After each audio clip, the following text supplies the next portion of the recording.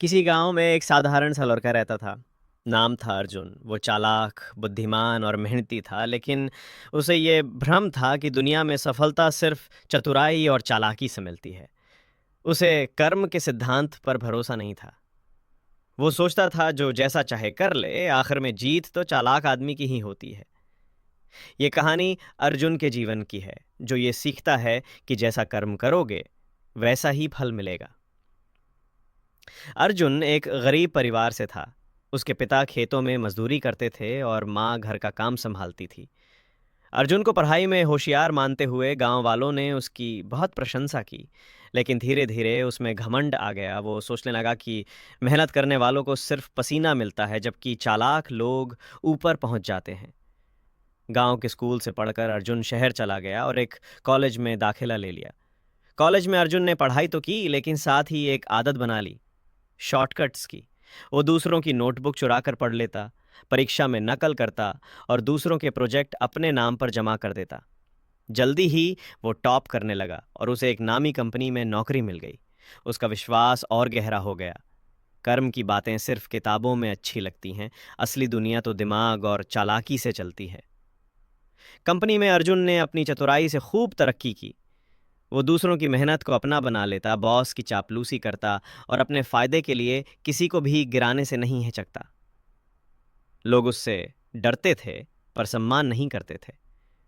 कई सालों तक अर्जुन को सफलता मिलती रही, पैसा, शोहरत, गाड़ी, बंगला, सब कुछ। लेकिन एक दिन सब कुछ बदल गया। एक बड़ा प्रोजेक्ट अर्जुन को मिला। उसने फिर वही तरीका अपनाया, अपने जूनियर का आइडिया चुराया और बॉस को अपना बता दिया।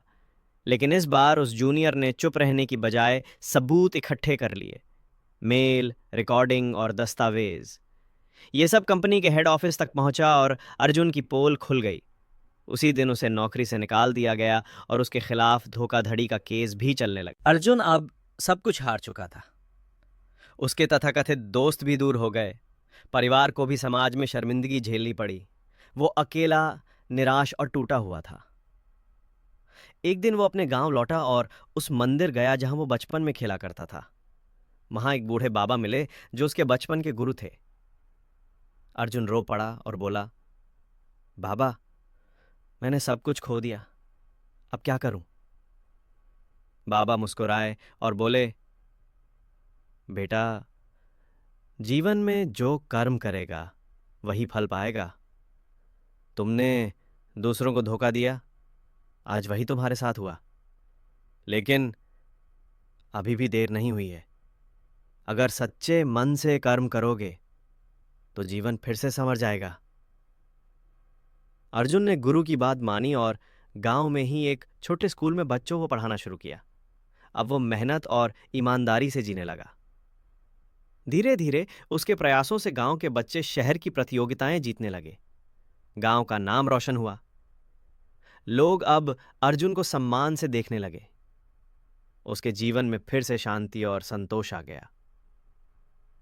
एक दिन स्कूल में पुरस्कार वितरण समारोह था।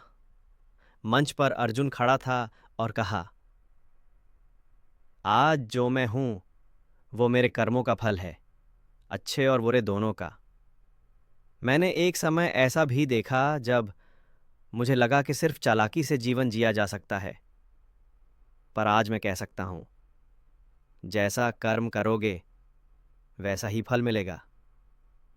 अगर तुम दूसरों के साथ अच्छा करोगे तो जीवन तुम्हारे साथ अच्छा करेगा।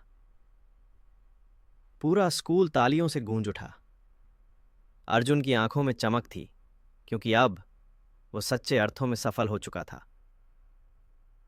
निष्कर्ष, ये कहानी हमें ये सिखाती है कि कर्म का फल देर से जरूर मिलता है, लेकिन मिलता जरूर है।